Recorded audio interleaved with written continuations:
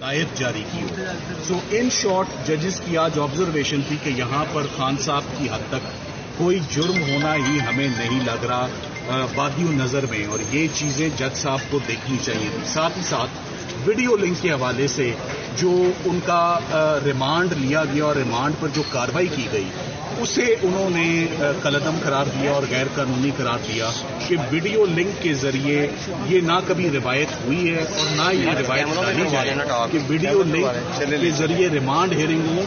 Remand में आपने हमेशा जिस शख्स का भी रिमांड लेना है उसको अदालत के सामने पेश करना है। और इमरान खान साहब आपको याद हो वो तकरीबन 1 साल इन अदालतों में आते रहे, उनके ऊपर हमला भी हो चुका हुआ था और वो इस्तस्ना मांगते रहे और वीडियो लिंक मांगते रहे, मगर तब तो ना दिया।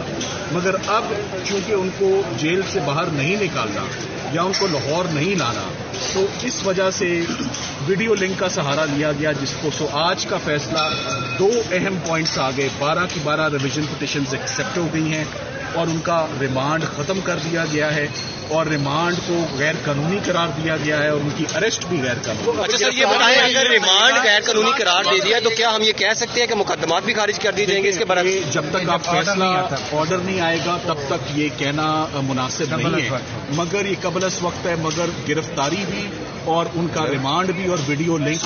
ये बताएं कि इस